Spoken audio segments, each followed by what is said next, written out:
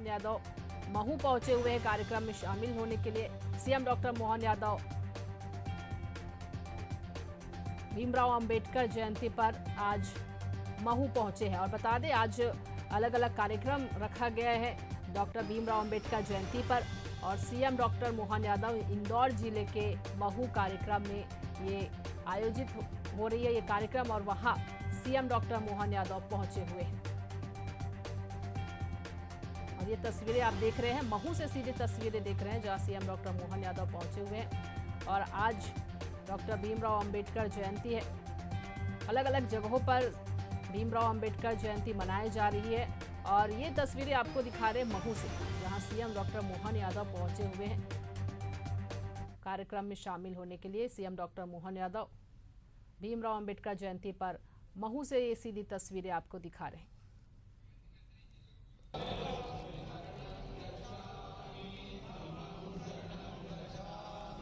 तो महू से सीधी तस्वीरें जहां सीएम डॉक्टर मोहन यादव पहुंचे हुए हैं। बाबा भीमराव अंबेडकर जयंती है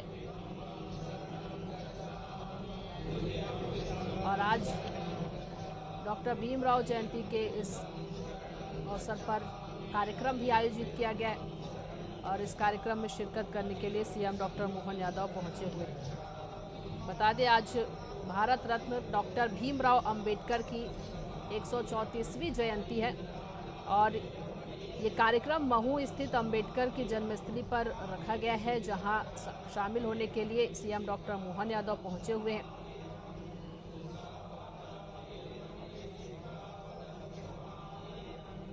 बता दें अलग अलग जगहों पर आज जो है डॉक्टर भीमराव अंबेडकर जयंती मनाई जा रही है और आज 134वीं जयंती है भारत रत्न डॉक्टर भीमराव अंबेडकर की। और इस अवसर पर मध्य प्रदेश के राजनीतिक और सामाजिक कार्यक्रम कई जगहों पर रखा गया है। वहीं मुख्यमंत्री डॉक्टर मोहन यादव अंबेडकर जयंती के दिन इंदौर के जिले महू में पहुंचे हुए हैं और इस कार्यक्रम में आयोजित होने के लिए सीएम डॉक्टर मोहन यादव पहुंचे हुए। ये देखिए सीधी तस्वीरें आपको दिखा रहे हैं।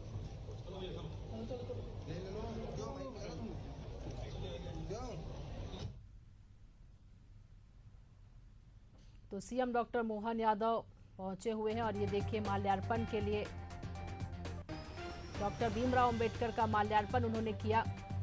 और आज 134वीं बाबा साहेब डॉक्टर भीमराव अंबेडकर की जयंती मनाई जा रही है और इस उपलक्ष्य में मध्य प्रदेश के अलग अलग जगहों पर जो है भीमराव अंबेडकर जयंती का कार्यक्रम रखा गया है। और अभी आपने सीधी तस्वीरें देखी, सीएम डॉक्टर मोहन यादव ने डॉक्टर भीमराव अंबेडकर के पर माल्यार्पण भी किया।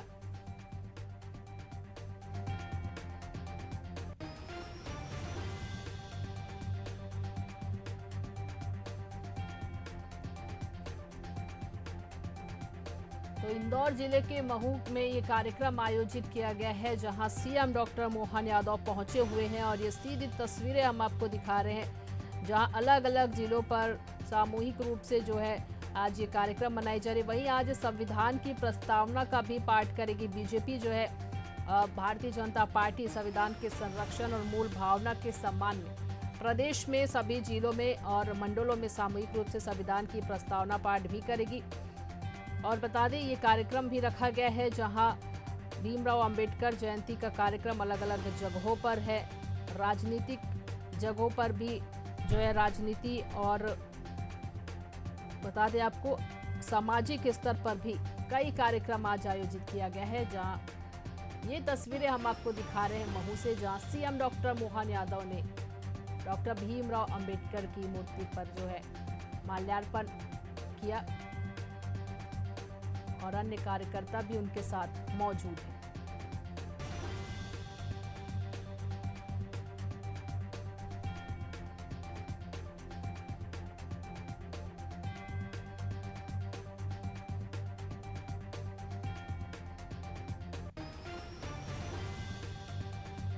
तो आज ये कार्यक्रम रखा गया है डॉक्टर भीमराव अंबेडकर जयंती पर इंदौर जिले के महू में कार्यक्रम रखा गया है। और आज बता दें भारतीय जनता पार्टी संविधान के संरक्षण और मूल भावना के सम्मान प्रदेश के सभी जिलों और मंडलों में सामूहिक रूप से जो है संविधान की प्रस्तावना का भी पाठ करेगी और अलग अलग जगहों पर जो है ये कार्यक्रम रखा गया है।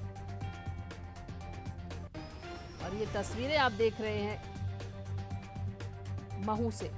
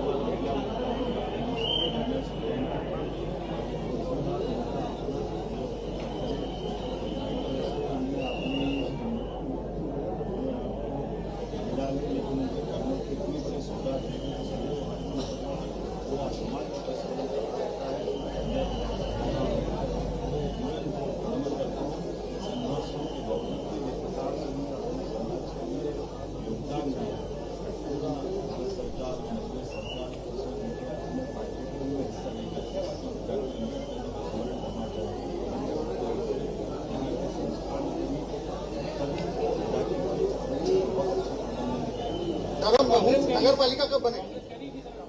संविधान का आदेश में और काफी माननी चाहिए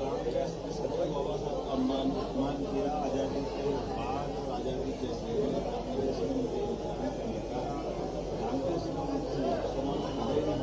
उसके बाद कोशिश करते हैं जो कांग्रेस के बड़े नेता जवाहरलाल नेहरू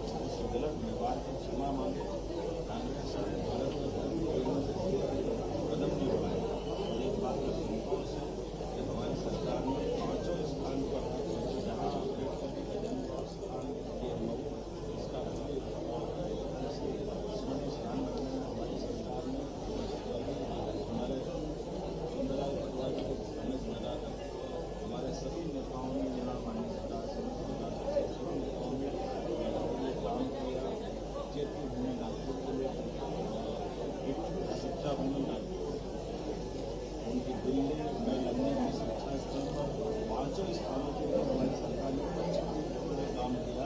यशस्वी प्रधानमंत्री का आभार मानता हूँ उन्होंने उनके योगदान को समाज के लाभ के लिए सुनाने का प्रयास किया। दादा मऊ की जनता को नगर पालिका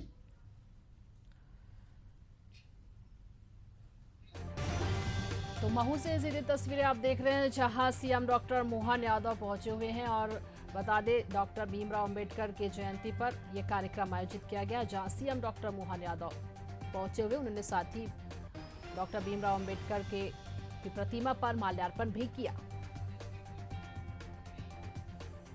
पुष्पगुच्छ के माध्यम से करें। तो ये तस्वीरें आपको दिखा रहे हैं महू से जहां सीएम डॉक्टर मोहन यादव पहुंचे और उनका स्वागत वहां पर किया जा रहा है पुष्पगुच्छ देकर। इंदौर जिले के महू में एक कार्यक्रम आयोजित किया गया। डॉक्टर भीमराव जयंती महोत्सव मनाई जा रही है। भारत रत्न संविधान निर्माता डॉक्टर बाबा साहेब अम्बेडकर की ये जयंती 134वीं जयंती मनाई जा रही है जहां सीएम डॉक्टर मोहन यादव पहुंचे हुए हैं और कार्यक्रम में सीएम डॉक्टर मोहन यादव का स्वागत किया जा रहा है। मेरा अनुरोध राजेश मानखेड़ी जी से। बता दें आपको अलग अलग जगहों पर आज जो है भीमराव अंबेडकर जयंती मनाई जा रही है। माननीय मुख्यमंत्री महोदय जी का स्वागत कर रहे हैं और स्वागत के भाव को यही विराम देती हूँ और स्वागत उद्बोधन के लिए आमंत्रित कर रही हूँ माननीय उषा ठाकुर जी विधायक महू को की ब्याई और स्वागत भाव समर्पित है। आज के इस पावन मंच पर हमारे कर्मठ कर्मयोगी मुख्यमंत्री डॉक्टर मोहन यादव जी, उप मुख्यमंत्री माननीय जगदीश देवड़ा जी, हमारे प्रांत प्रभारी महेंद्र सिंह जी, हमारे जल संसाधन मंत्री तुलसी सिलावट जी और आज हम सबका बड़ा सौभाग्य है कि हमारा मार्गदर्शन करने के लिए मुकुल जी हमारे बीच पधारे। हम सब उन्हीं को सुनना चाहते हैं, मार्गदर्शन लेना चाहते हैं। मैं बाबा साहब के 135वीं जन्म जयंती पर सभी को कोटि कोटि शुभकामना देती हूँ। ये देवभूमि भारत अंबेडकर संहिता से संचालित हो रहा है। आजादी के बाद से आज तक बाबा साहब की जन्म जयंती पर हम सब प्रण करेंगे, प्रतिज्ञा करके जाएंगे कि संविधान इस राष्ट्र की आत्मा है, इसकी आज्ञा का अक्षरशः पालन करते हुए हम सब भाई बहन 2047 के स्वर्णिम भारत निर्माण में अपनी महत्वपूर्ण भूमिका निभाएंगे। श्रद्धेय मंच को नमन करते हुए मैं आप सबको पुनः बधाई देती हूँ।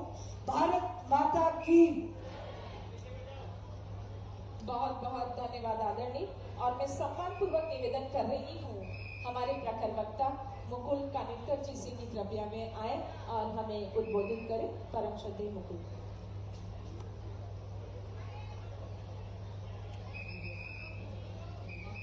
आज की इस समारोह के आदरणीय स्वागत अभिनंदन करते हैं। आपका बहुत बहुत धन्यवाद और आपकी तालियों की गूंज के बीच आमंत्रित कर रही हूँ उस व्यक्तित्व को जिन्होंने बाबा साहब के विचारों को दिशा देते हुए उनको साकार करते हुए मध्य प्रदेश के विकास की नई गाथा लिखी। माननीय मुख्यमंत्री महोदय जी से मेरा सादर विनम्र अनुरोध, जोरदार तालियों की गूंज के बीच स्वागत कीजिए माननीय मुख्यमंत्री महोदय जी का।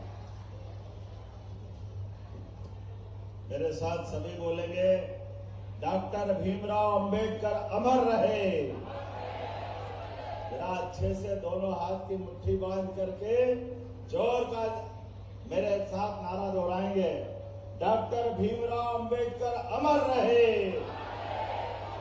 बाबा साहब अमर रहे, जय भीम, जय भीम। हम सबका सौभाग्य है एक ऐसे अमर व्यक्तित्व को हम स्मरण करने के लिए उनके जन्म स्थान पर एकत्रित आए जिनने 20वीं शताब्दी के अंदर ही देश की आजादी के साथ ऐसा अद्वितीय काम किया जिसके कारण बीते 1000 साल की गुलामी का हमारा जो काल था, जिसके कई सबक हमको थे और उन्होंने वो सारी गलतियों को सुधारने का प्रयास किया जिसके कारण भारत अब दुनिया का आदर्श देश बना। जोरदार अभिनंदन करें ऐसे महान सपूत अम्बेडकर जी का स्मरण करते हुए। आज के के इस कार्यक्रम में मंच पर विराजमान हमारे अपने प्रभारी उत्तर प्रदेश के पूर्व मंत्री, अभी वहां के माननीय एमएलसी के माननीय मेंबर, हमारे साथ मंच पर मौजूद डॉक्टर महेंद्र सिंह जी, जोरदार अभिनंदन कर महेंद्र सिंह जी का। हमारे उप मुख्यमंत्री माननीय जगदीश देवड़ा जी, जोरदार अभिनंदन माननीय देवड़ा जी का भी करें। इस अवसर पर माननीय कानिटकर जी जिनने विषय विस्तार से रखा, हमारे वरिष्ठ प्रचारक है, आपका भी अभिनंदन। मंच पर मौजूद हमारे जल संसाधन और सुयोग मंत्री श्रीमान तुलसी सिलावट जी का जोरदार अभिनंदन करें। माननीय सांसद, लेकिन पहले हमारी भारत सरकार की मंत्री है, जोरदार अभिनंदन बहन सावित्री ठाकुर जी का। पहले जिला पंचायत के अध्यक्ष भी आप यही रही और अब भारत सरकार की मंत्री है। मुझे क्या मालूम अम्बेडकर जी का आशीर्वाद ऐसा फलता आपको। जोरदार अभिनंदन करो हमारी बहन का। क्या जानदार तरीके से दहाड़ती है, अपना विषय रखती है। इस अवसर पर माननीय सांसद श्रीमती कविता पाटीदार जी का जोरदार अभिनंदन करें हम। और मेरे साथ मंत्री रही और अपनी धारदार भाषा के लिए कविता साहित्य जो दीदी के मुंह से निकले ऐसे लगे कि माँ सरस्वती इन पे ही प्रसन्न है। सुश्री उषा ठाकुर जी का जोरदार अभिनंदन करें। हमारे दोनों जिला अध्यक्ष श्रवण कुमार चावड़ा जी और सुमित मिश्रा जी, जोरदार अभिनंदन करें। इस अवसर पर जिला पंचायत के अध्यक्ष श्रीमती रीना सतीश मालवी जी, डॉक्टर राजेश वानखेड़े जी सचिव डॉक्टर अंबेडकर मेमोरियल सोसाइटी, श्रीमान अनिल गजभिये जी उपाध्यक्ष मेमोरियल सोसाइटी, श्रीमान कैलाश जाटव जी प्रदेश अध्यक्ष अजय मोर्चा, श्रीमान सरदार मालवी जी, सावन सोनकर जी, जोरदार अभिनंदन। पूरे मंच का एक बार जोरदार ताली बजा करके। विस्तार से बात करने का तो समय कम है, लेकिन ये बात भी सही है, अंबेडकर जी के अगर जीवन के योगदानों को मिलाकर के बात करें, वो इतने बहुआयामी है और एक एक निर्णय उनका ऐसा लग रहा कि वो अपने भविष्य को जानते थे भारत के, इसलिए भारत के भविष्य के अंदर उठने वाली चुनौतियां, आने वाली कठिनाइयां, ऐसे सारे मामलों को अंबेडकर जी ने अपने जीवन काल में, यद्यपि उनका जीवन बहुत कठिनाई का है, लेकिन हम सब जानते हैं कि जो कठिनाई के बाद अच्छे मुकाम पे पहुंच जाए तो पलट के पीछे वाले के लिए वो कठिनाई भूल जाते हैं। लेकिन अंबेडकर जी ऐसे व्यक्तित्व के धनी नहीं थे। उन्होंने अपने जीवन में जो संघर्ष किया, उस संघर्ष से सबक लेते हुए भविष्य में अपने भाई बहन कभी ऐसा कोई कठिनाई आए उसके खिलाफ लगातार संघर्ष करते रहिए। मैं उनको दोनों हाथ जोड़ के प्रणाम करता हूँ अंबेडकर जी के उस योगदान को।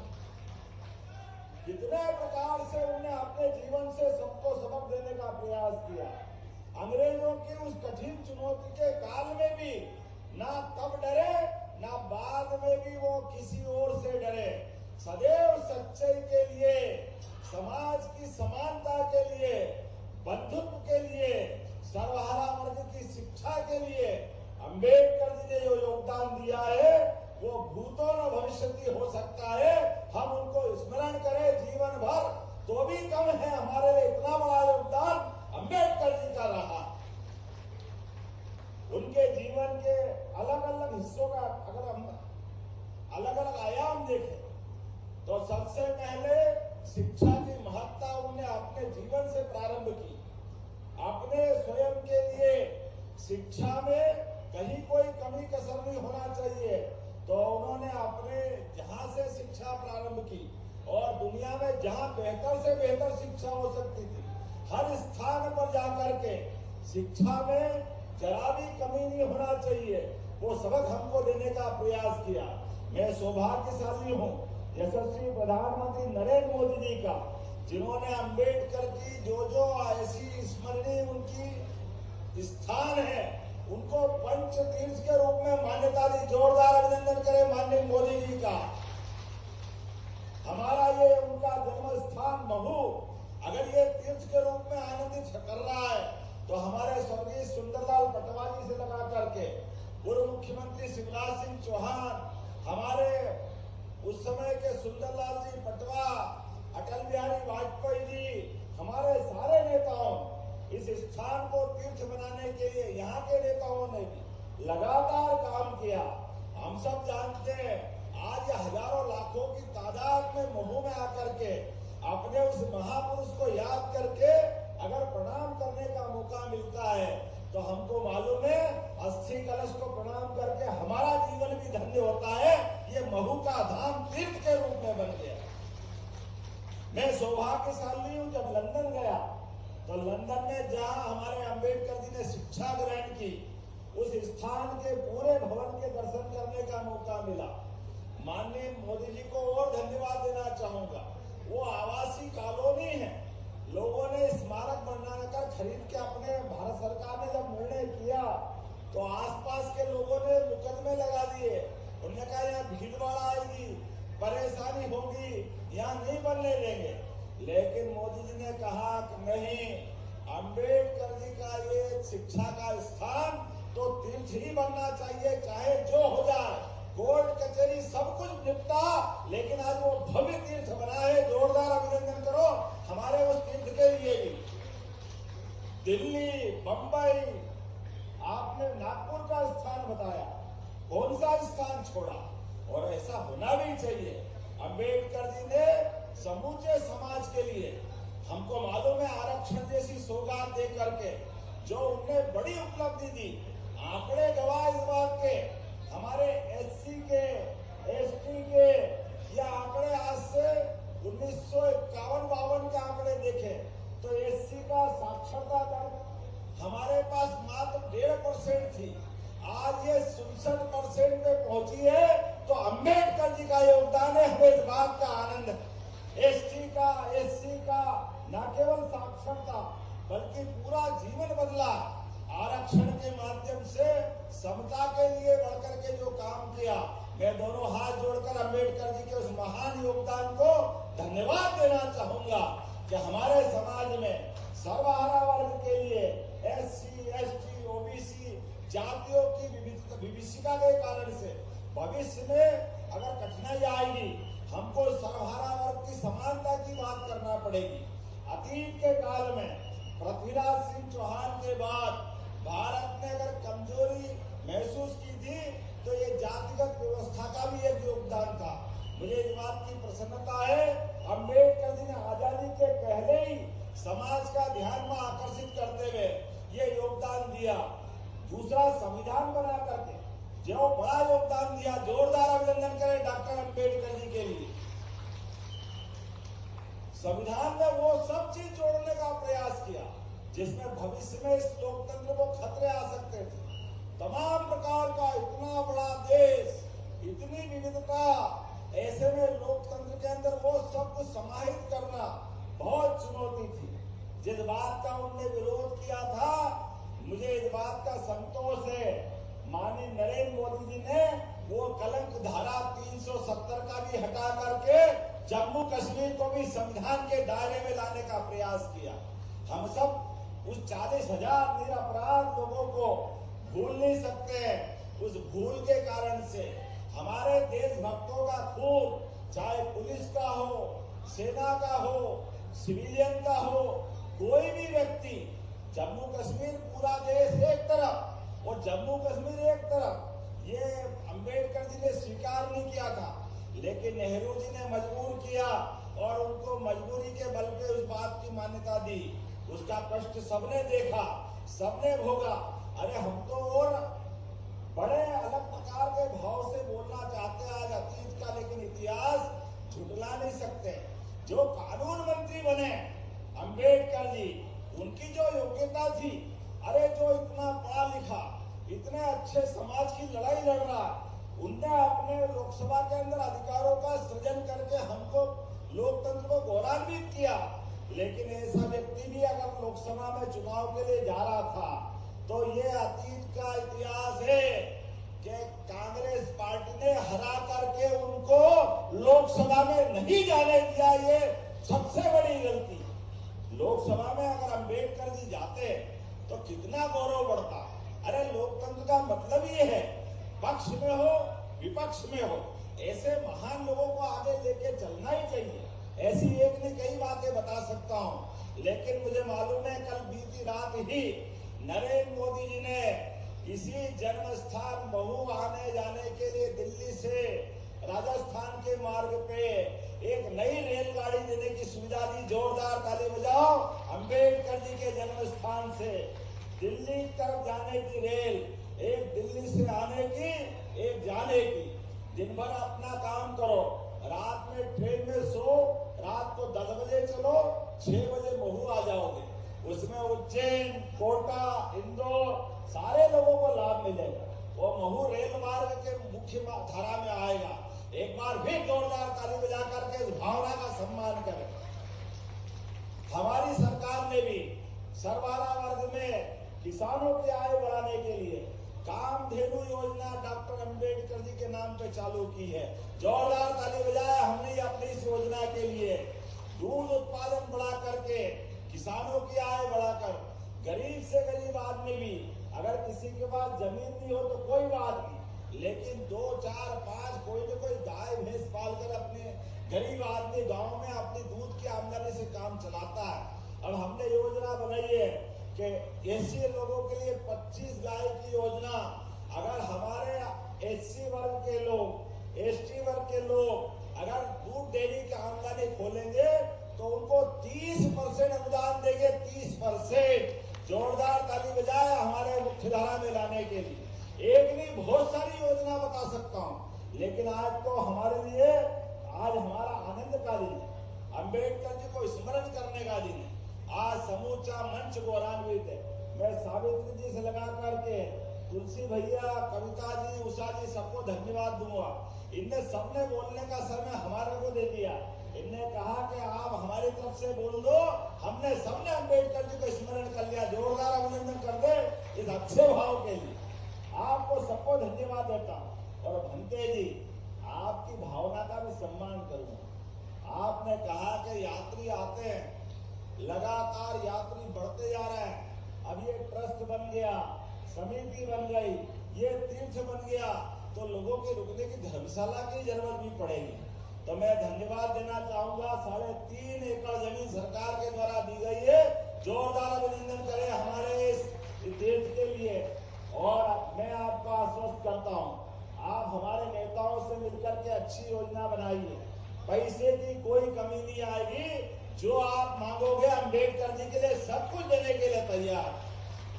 अरे अंबेडकर जी के लिए क्या तकलीफ हो सकती, आप तो अच्छे ही करेंगे। यात्रियों की सुविधा बनाएंगे।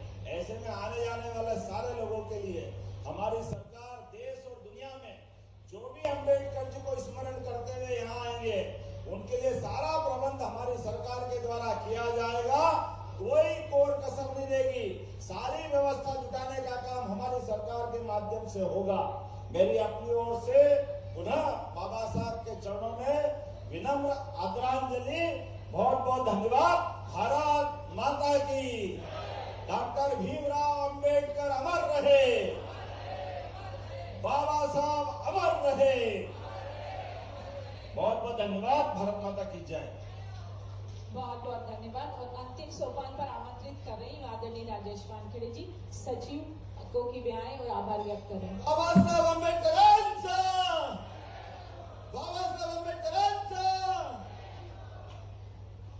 आज के आयोजन में मैंने एक बार माननीय मुख्यमंत्री जी बीच में आए थे, तो मैंने पूछा भाई साहब आप बीच में, बोला हमेशा मुख्यमंत्री जी 14 तारीख को आते हैं, फिर बीच में कभी आना होता है। तो ये बोले ये बाबा साहब का घर जो है ये मेरा घर है, यहाँ आने के लिए कोई कारण नहीं होना चाहिए। दूसरे जो नेता लोग हैं वो कारण ढूंढ के आते हैं, लेकिन अभी 26 जनवरी को भाई साहब जन्मभूमि पर आके गए और भाई साहब का आते थे भाई साहब ने बोला कि बाबा साहब के घर की चाय पीऊंगा मैं, क्योंकि यहाँ पर बाबा साहब छोटेपन में खेले पड़े।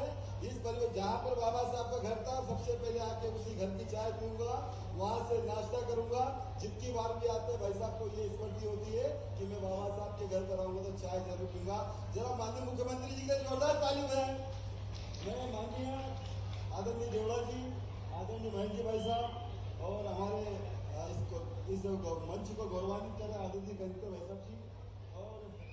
मंच पर उपस्थित सभी मंच को गौरवान्वित कर रहे सभी मंत्रीगण और उषा दीदी आदरणीय सभी का मैं इस मंच के माध्यम से आभार व्यक्त करता हूँ। आप सब लोग आए और आज इतनी बड़ी 3.5 एकड़ को जो मध्य प्रदेश की सरकार ने भाई साहब यादव जी ने दी और उसके ऊपर बनाने के लिए धर्मशाला, ध्यान साधना केंद्र, ऑडिटोरियम और पुस्तकालय बनाने के लिए जगह हमको मिली है। उसके ऊपर भाई साहब ने बिल्कुल सबको कहा है कि आप चिंता न करें। इसके लिए भाई साहब का बहुत। तो महू से सीधी तस्वीरें आप देख रहे थे, जहां सीएम डॉक्टर मोहन यादव पहुंचे हुए, उन्होंने सभा को भी संबोधित किया है। साथ ही भीमराव अंबेडकर के जो योगदान है, संविधान निर्माण से लेकर जो उन्होंने योगदान दिया है, उनको भी सीएम डॉक्टर मोहन यादव ने कहा और सभा को संबोधित किया।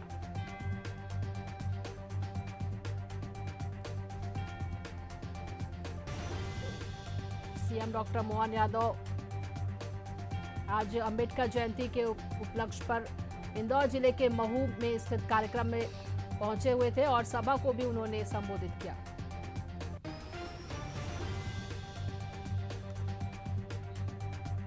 डॉक्टर मोहन यादव पहुंचे हुए हैं।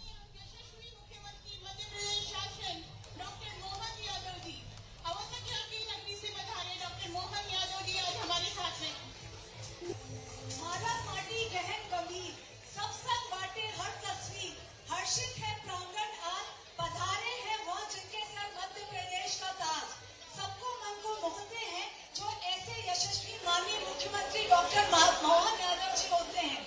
आज के आयोजन के मुख्य अतिथि एवं मध्य प्रदेश के यशस्वी माननीय मुख्यमंत्री जी डॉक्टर मोहन यादव जी के स्वागत के लिए स्वागत एवं दीप प्रज्वलन के लिए हम आमंत्रित करते हैं। शुभम करोति कल्याणम आरोग्यम धन संपदा शत्रु बुद्धि विनाशाय दीपम ज्योति नमस्तुते। हे दीप ज्योति, हमें सत्य के मार्ग पर प्रशस्त करो। आपकी यह ज्योति दैदीप्यमान करे, न केवल इंदौर को, न केवल मध्य प्रदेश को, वरन संपूर्ण जगत को। धन्यवाद महोदय।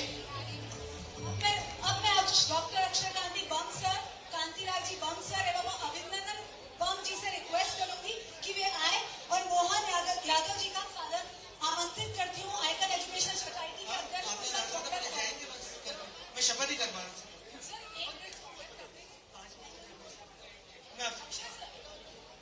मित्रों, एक बार तू तो इधर आ जाए यार, अक्षय मैं कर लूंगा। आप इधर आ जाइए, इधर आप इधर आ जाइए। बोलिए भारत माता की, भारत माता की। भारत का संविधान अमर रहे, अमर रहे। भारत का संविधान, भारत का संविधान। भारत रत्न बाबा साहब भीमराव अंबेडकर, भारत माता की। आज माननीय मुख्यमंत्री जी को बहुत आवश्यक मीटिंग में दिल्ली जाना था। मैंने आग्रह किया, अक्षय जी ने आग्रह किया, महापौर जी ने आग्रह किया, सिर्फ दीप प्रज्वलन करके आप निकल जाना। और वो दीप प्रज्वलन कर रहे हैं, फिर शपथ दिलाएंगे और उसके बाद उनकी इच्छा होगी तो रुकेंगे, नहीं तो जा सकते हैं हमारी ओर से। हाँ, वो पूरा मुख्यमंत्री जी के ऊपर है। पर हमारा दो काम था, एक दीप प्रज्वलन, दूसरा शपथ दिलाना। शपथ के लिए हम सब लोग अपनी टोपी लगा लें जो हमें दी है। हमें जो सब लोग अपने अपने, सबके पास अपने अपने टोपियां हैं, सब निकाल लीजिए मंच पे जिनके पास नहीं हो जिनका। जब तक आप टोपी लगाएं, मैं अक्षय बम जी से कहूंगा आप माननीय मुख्यमंत्री जी का स्वागत कर दे, महेंद्र सिंह जी का स्वागत कर दे, फिर दो ही लोगों का स्वागत करें, सिर्फ आप दो ही लोगों का, बाकी लोगों का हम बाद में करते रहेंगे।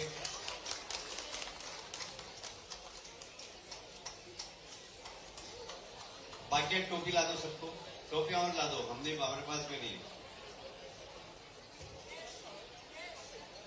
बोलिए भारत माता की, भारत माता की, भारत माता की। भारत रत्न भीमराव अंबेडकर,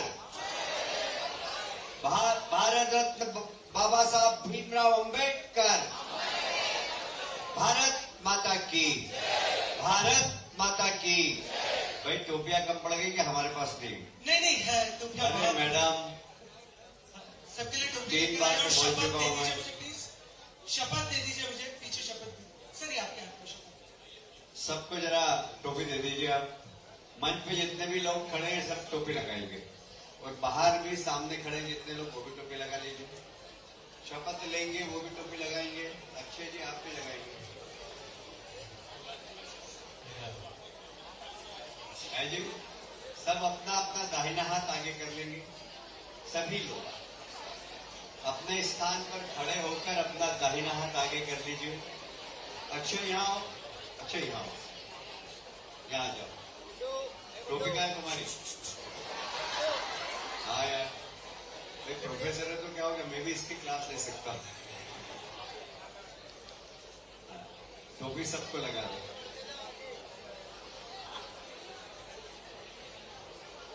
बोलिए भारत माता की, भारत माता की, भारत माता की। मैं माननीय मुख्यमंत्री जी से निवेदन करूंगा, थोड़ा सा पीछे हट जाओ। महापौर जी आप भी पीछे हट जाए, ऐसे गोल बना लीजिए। हाँ यहाँ आ जाओ। मैं आप सबको शपथ दोहराने के लिए मैं शब्द बोलूंगा, जैसे अपना अपना स्वयं का नाम लेना।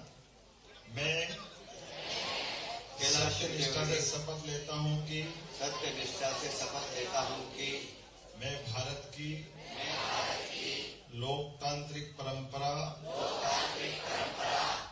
सम्मानीय मंत्री महोदय श्री प्रद्युमन सिंह जी तोमर का सत्कार करने के लिए संजीव टुकरेला जी से मेरा अनुरोध रहेगा, कृपया सत्कार करें।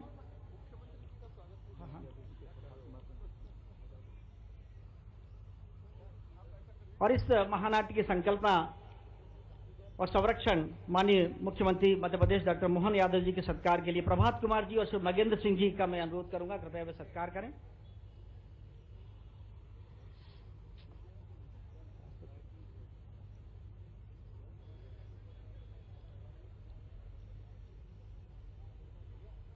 माननीय श्री राकेश शुक्ला जी मंत्री महोदय मध्य प्रदेश से, आशीष चौधरी से मेरी प्रार्थना रहेगी, कृपया उनका सत्कार करें।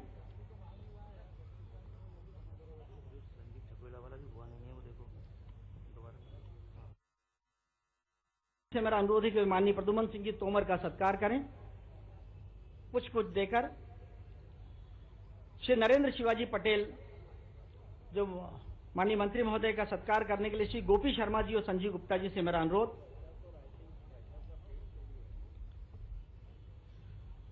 और दीनदयाल शोध संस्थान के श्री अतुल जैन साहब का सत्कार करने के लिए श्री राम तिवारी जी से मेरा अनुरोध रहेगा, उनका सत्कार करें। श्री राम तिवारी जी।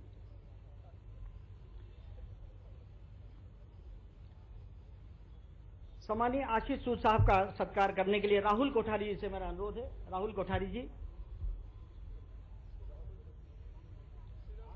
अतुल जी का आशीष।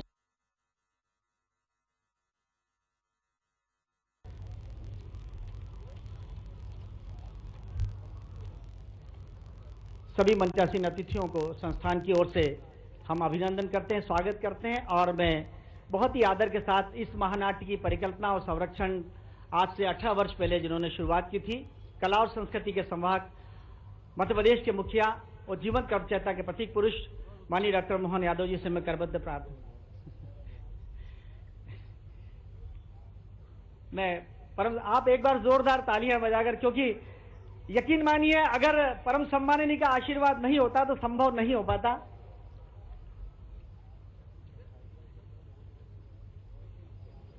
लाल किले की प्राचीर पर सम्राट विक्रमादित्य महानाट्य का मंचन और आज का यह अंतिम दिवस का एक कार्यक्रम, मैं मध्य प्रदेश सरकार की ओर से दिल्ली सरकार की मुख्यमंत्री श्रीमती रेखा गुप्ता जी को बधाई देना चाहूंगा, जिनके एक तरह से उनके अपने सहयोग से वो स्वागताध्यक्ष भी हैं, एक तरह से यहाँ की आयोजक भी हैं और यही मंच पर ही विराजमान हम सबके लिए लगातार प्रेरणा दे रही है।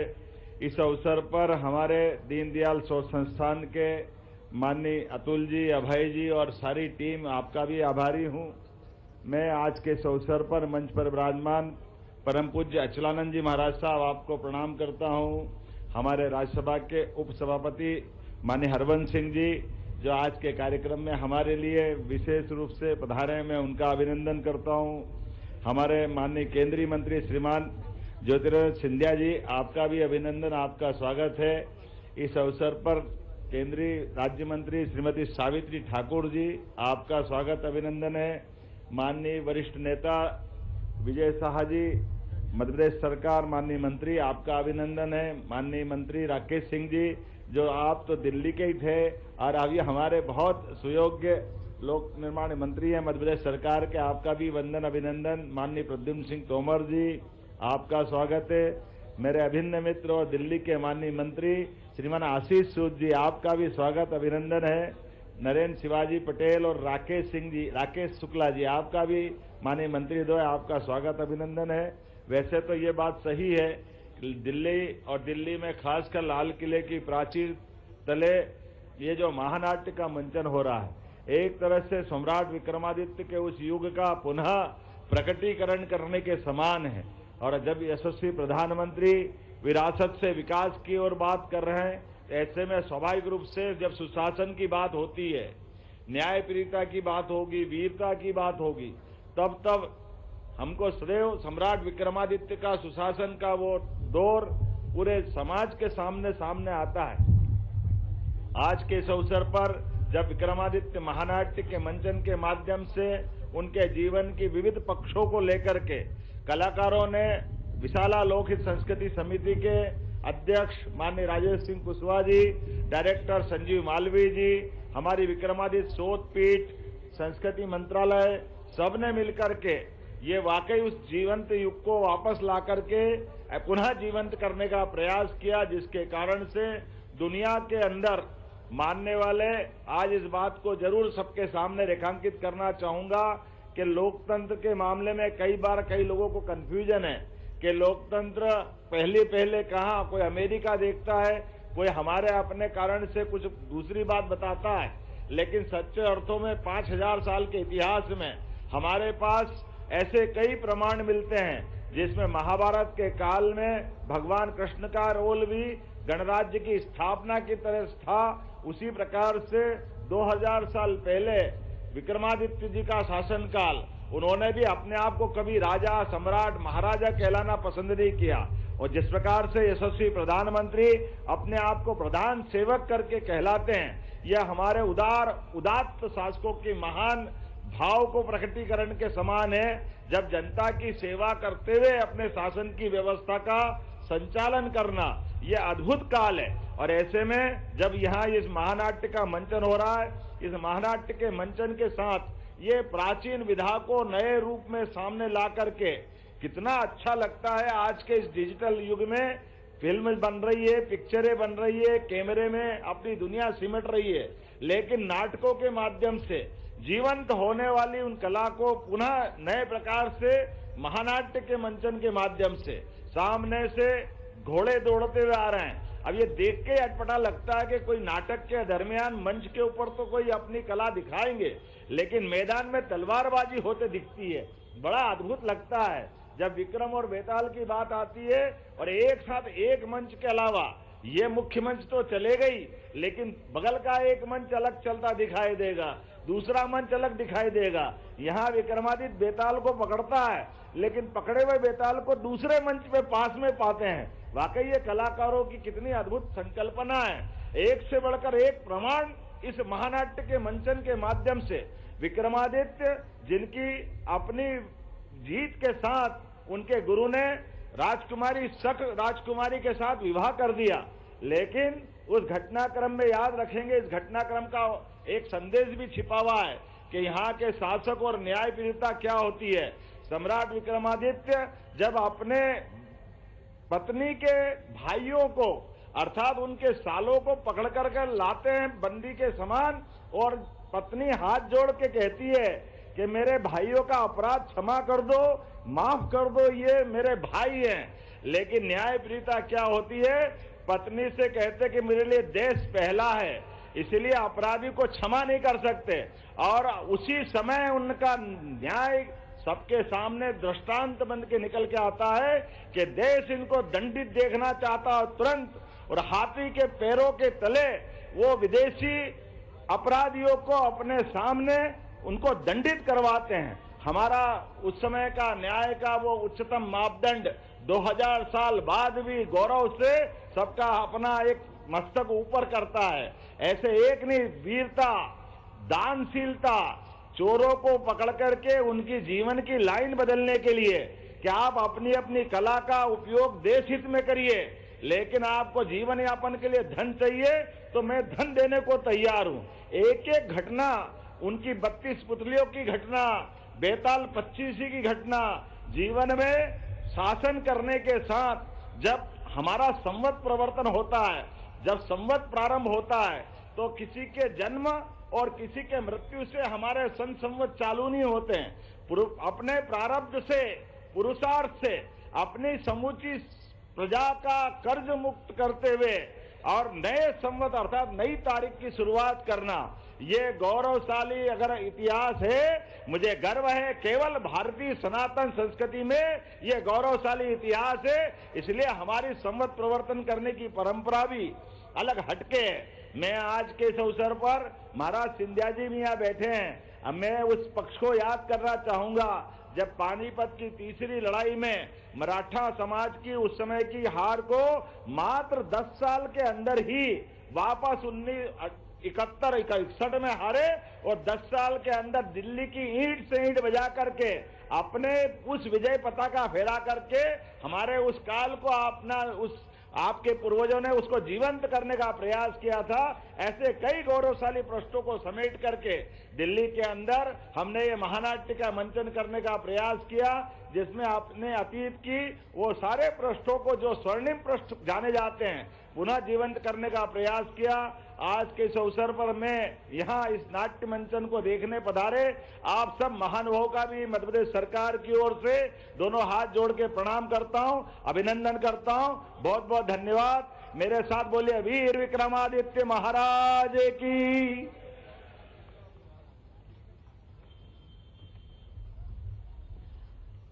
इसी बीच हमारे मध्य सम्मानीय सुधांशु त्रिवेदी जी का आगमन हो चुका है। हम उनका सम्मान करते हैं, सत्कार करते हैं और मैं उनके सम्मान और सत्कार के लिए अनुरोध कर रहा हूं आदरणीय श्रीराम तिवारी जी और राजेश कुशवाहा जी से प्रार्थना करता हूं कि सुधांशु त्रिवेदी जी को पुष्पगुच्छ प्रदान कर उनका सत्कार करें।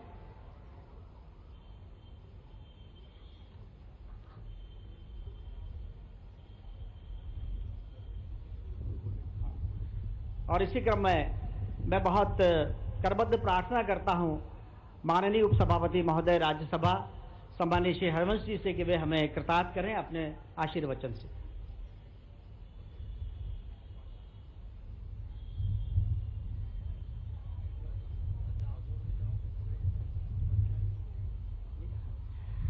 क्षमा करें, उसके पहले हम अनुरोध कर रहे हैं परम सम्माननीय श्रीमान ज्योतिराज सिंधिया जी से कि वे हमें अपने उद्बोधन से कृतार्थ करें।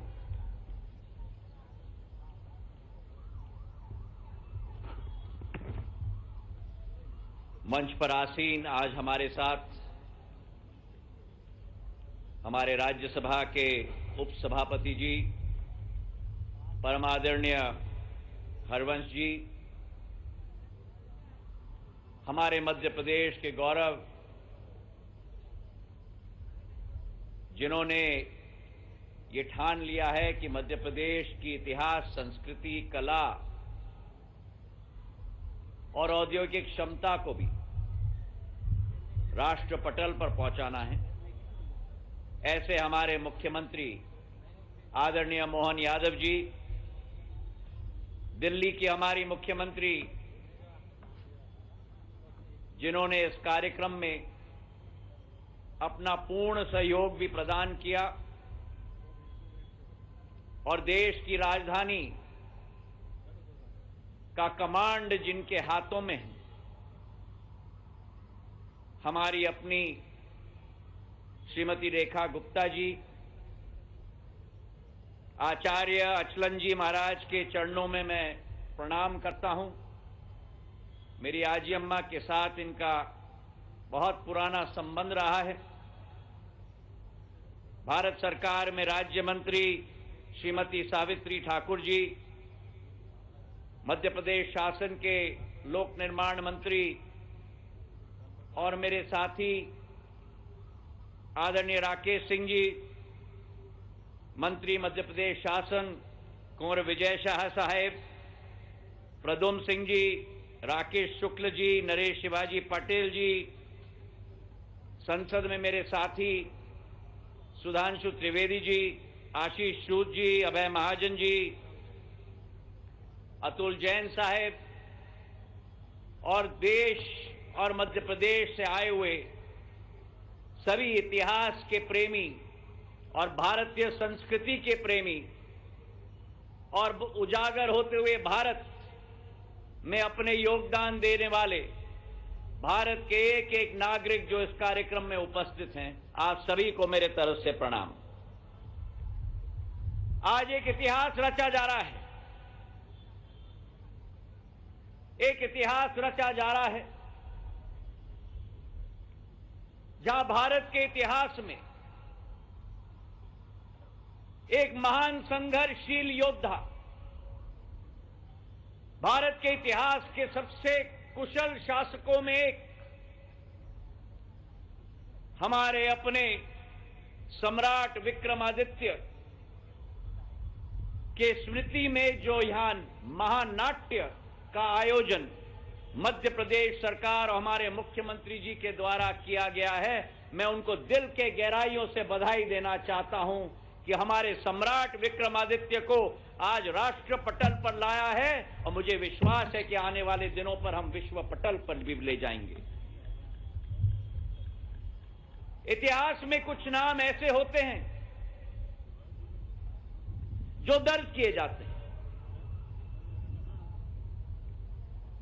पर कुछ नाम ऐसे होते हैं जिसके आधार पर इतिहास को मापा जाता है। और हमारे सम्राट विक्रमादित्य एक ऐसा ही अलौकिक नाम है मेरे भाइयों। हमारे सम्राट विक्रमादित्य ने केवल विदेशी आक्रांताओं को नष्ट करने का काम केवल नहीं किया, पर जब ये विदेशी आक्रांताओं ने भारत के प्रति अपने आंखों को उठाए तो उनके नेतृत्व में उज्जैनी से लाखों हजारों वीर योद्धा उठे भारत माता की सुरक्षा करने के लिए। और आज जब उन आक्रांताओं को नष्ट किया गया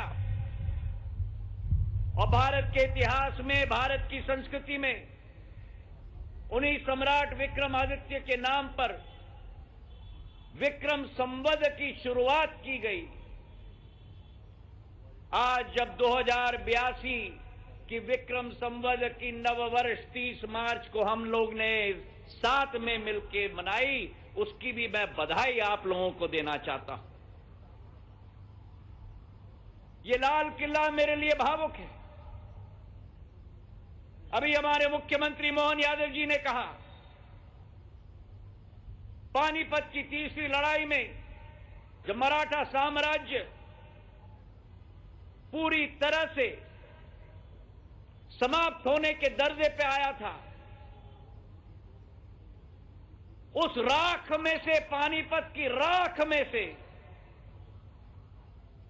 एक ऐसा योद्धा उभर के आया महाजी शिंदे के नाम पर, जिन्होंने 10 साल के अंदर पहला भारतीय योद्धा जिसने इस लाल किले के मस्तिष्क पर छत्रपति शिवाजी महाराज के हिंदवी स्वराज के भगवे झंडे को गाड़ के रख दिया था 10 फरवरी 1771 पर मेरे भाई और बहन।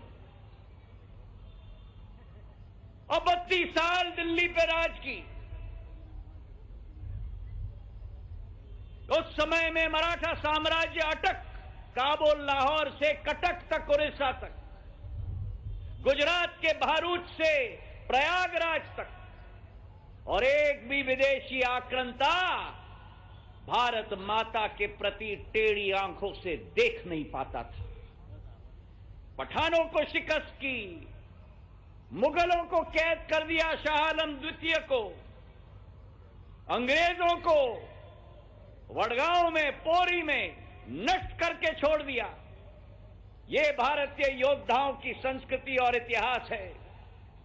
और छत्रपति शिवाजी महाराज, सम्राट विक्रमादित्य जैसे शासक एवं योद्धाओं के इतिहास को आज दोबारा ज्वलित करने का काम, माजी महाराज के इतिहास को दोबारा ज्वलित करने का काम प्रधानमंत्री नरेंद्र मोदी जी और मध्य प्रदेश के मुख्यमंत्री मोहन यादव जी साथ में मिलकर कर रहे हैं। आज चर्चा की गई, जब द्वितीय 1000 साल मनाए गए 1948 में, मेरे आजोबा शिवाजीराव महाराज ने उज्जैनी में बहुत बड़ा एक समारोह आयोजित किया गया था। विक्रम यूनिवर्सिटी की स्थापना उस समय की गई थी और एक मंत्रियों का खंड आयोजित किया गया था जिसके आधार पर नीतियां बनाई गई थी। और उसके आधार पर मैं हरवंश जी से 5 मिनट का समय और लूंगा। ये इतिहास की बात,